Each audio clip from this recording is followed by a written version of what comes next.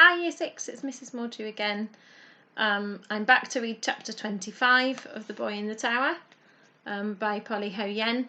It's really quite interesting, isn't it, to look at what's happening in the book compared to what's happening to us in lockdown. So let's find out what happens to Addie next.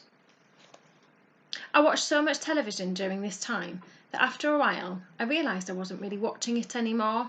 It was just noise that was making my head sore. Gaia used to say that too much television was bad for you, so now and again I switched it off and tried to do something else. Sometimes I would play this little game that I had made up called Five in the House. I had to clear a space on our table to play it. I'd collected lots and lots of little yoghurt pots, which I kept in a box under my bed. They all looked exactly the same because I'd taken the labels off and I'd washed them so they didn't smell or anything. I'd put out loads and loads of yoghurt pots upside down on the table until it was completely covered with them and it looked a little bit like a city. Then I would screw up 5 bits of paper, so I'd have 5 little paper balls and I'd hide them under the yoghurt pots. Sometimes I would put just 1 ball under 5 pots, other times I might put 3 under one pot and 2 under another. I could do it in any way that I liked. When I'd done that, I would move the yoghurt pots round and round so they were all mixed up. There was no way I could tell where I'd put the paper balls because I'd mixed them up for a really long time. The object of the game was to lift up the right pots and find all 5 balls, to find 5 in a house. I would let myself have 10 chances to find them. It was quite hard and I'd only managed to do it a handful of times, but I liked it because it took quite a long time to play it. It always took me a while to choose which 10 yoghurt pots I would lift up. The other thing I spent my time doing was filling in my scrapbook. Before, when I'd been able to go outside, I had cut out pictures from old newspapers I'd found on the street to stick into my scrapbook, but now I had to copy out pictures and words that I'd heard from the television instead. The pages were filling up. I sometimes looked back to the page where I'd first wrote down their name.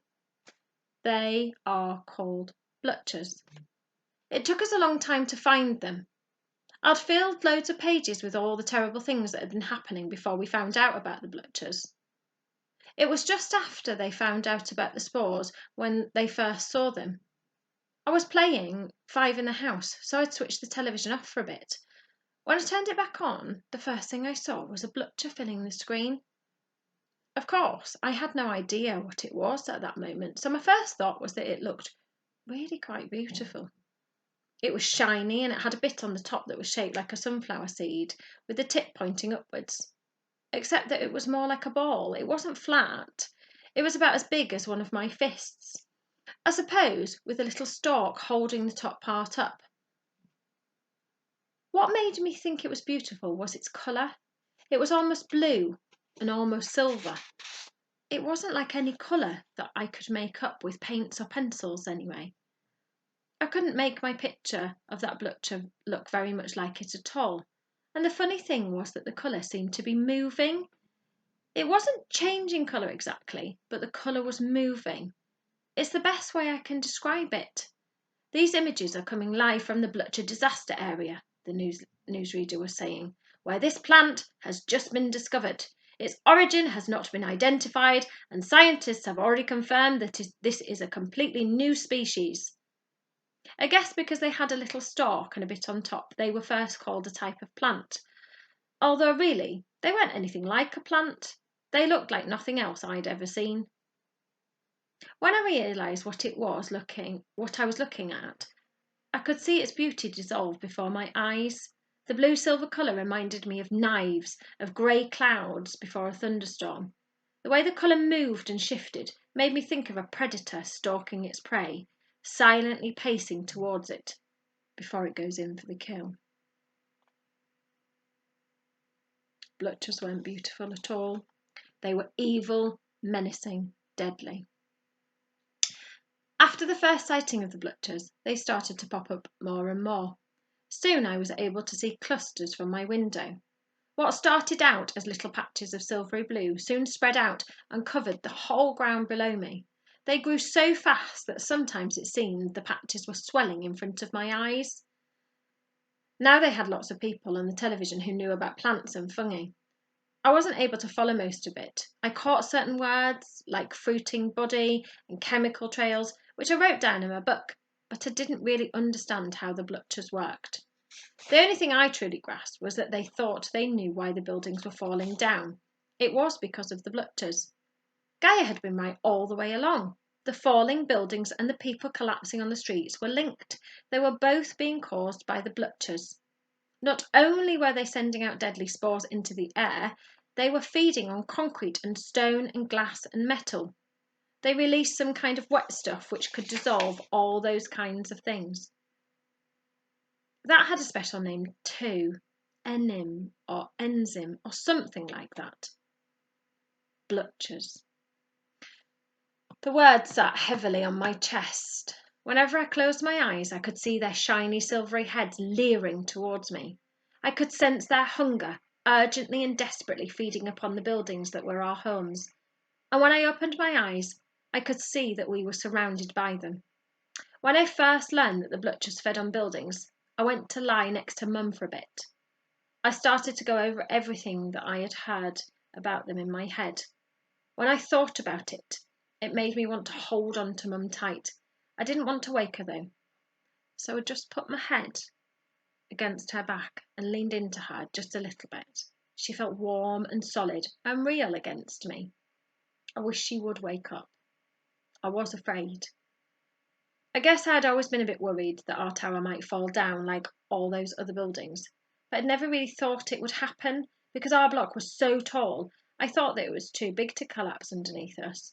But if the Blutchers were eating buildings and were getting bigger all the time, then they could start feeding on the tower at any moment.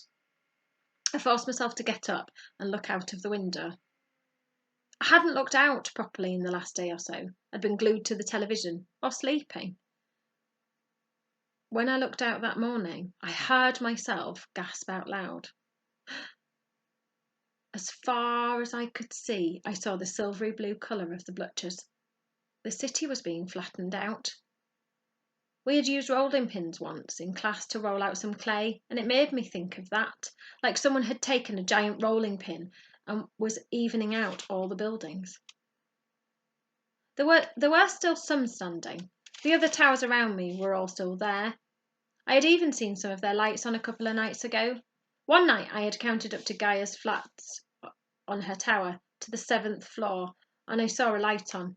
I told myself that it didn't mean she was definitely still living there. Perhaps they'd left the light on in their rush to leave. I remembered the way Michael's flat looked. They'd forgotten to turn a lamp off when they left. But part of me couldn't stop thinking that she could still be in there, that her dad might not have let them leave, and if that was true, then they were trapped, just like me and Mum. I'd never been afraid of heights before, but as I looked down, the ground suddenly seemed much further away than before, and I thought I felt the floor move beneath me. I had to sit down very still on a chair until I felt normal again. It was quite a while before I could stand. I didn't know what to do. It was too late to leave now because of the spores in the air that we could not see, and it was only a matter of time before the Blutchers would eat the tower and we would crash to the ground. I wasn't going to be able to save myself and Mum, not on my own anyway. We needed someone to rescue us. I decided to ring the police. They'd come out and they'd get us. They probably had some masks that they could wear over their faces that would stop the spores getting into their mouths, and they would bring 2 extra ones for me and Mum. We don't have a phone in our flat, but Mum had a mobile, although I wasn't sure where it was. In the end, after looking through a couple of bags and in a few drawers, I found it under a pile of unopened post on the side. Nothing happened. The battery was dead. I'd seen Mum using the charger, but I didn't know where she kept it. I looked in all the drawers in the sitting room and the kitchen, and even in the little cupboard in the bathroom that had a mirror on it, but I couldn't find it. I realised it must have been in her bedroom. The room was dark because she kept the curtains closed all the time. I tried to see if I could feel the charger on the floor with my hands, and then I tried to look on the wardrobe, but the door banged against something when I opened it and made a noise. I heard Mum move in her bed. She didn't say anything, but I gave up then. I didn't want to risk waking her up. There wasn't a lot I could do, so I sat in front of the television for most of the day. Every channel had something on about the Blutchers. I wish they'd put something else on instead. I was sick of hearing about them.